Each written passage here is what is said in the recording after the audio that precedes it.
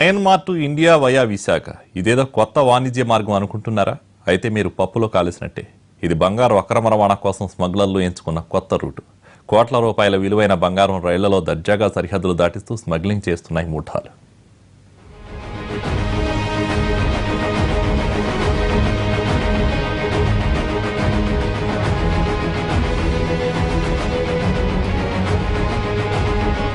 భారతీయ సాంప్రదాయంలో బంగారానికి ఉన్న ప్రత్యేకత ఏ ఇతర లోహానికి ఉండదు. మనిషి పుట్టుక నుండి ప్రతి వేడుకలో బంగారం తలుక్కుమంటుంది. పెళ్లిళ్ల సీజన్, పండుగల సీజన్లో అయితే బంగారం ధరకు రెక్కలొచ్చేస్తాయి. దేశంలో బంగారానికి ఉన్న డిమాండ్ను కొందరు అక్రమ మార్గంలో ఆదాయ వనరుగా మార్చుకుంటున్నారు. విదేశాల నుండి భారీగా బంగారాన్ని స్మగ్లింగ్ చేస్తున్నారు. సాధారణంగా విదేశాల నుండి విమానాల్లో బంగారం స్మగ్లింగ్ చేస్తూ ఉంటారు.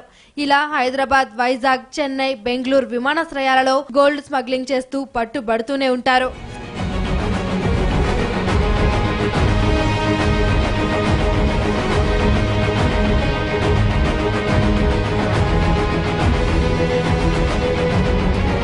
స్మగ్లింగ్ ముఠాలపై డైరెక్టర్ ఆఫ్ రెవెన్యూ ఇంటెలిజెన్స్ ఎప్పటికప్పుడు ఓ కన్నేసి ఉంచుతుంది. దీంతో గోల్డ్ స్మగ్లర్లు రూటు మారుస్తున్నారు. ఇప్పటి వరకు దుబాయ్, సింగపూర్ దేశాల ప్రయాణికులుగా స్మగ్లర్లు ఇండియాకు వచ్చేవారు. డిఆర్ఐ నిఘా పెంచడంతో కంత్రీ గ్యాంగులు కొత్త మార్గాలను అన్వేషిస్తున్నాయి.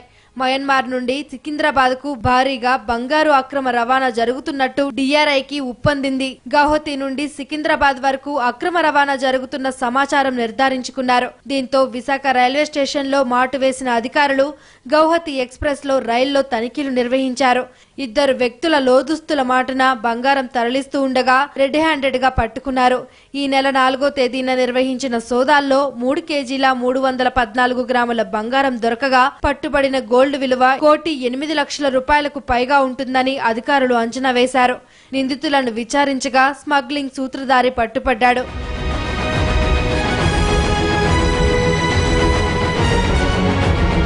రైలు మార్గంలో బంగారం అక్రమ రవాణాకు పాల్పడడం ఇదే తొలిసారి కాకపోవచ్చని సమాచారం.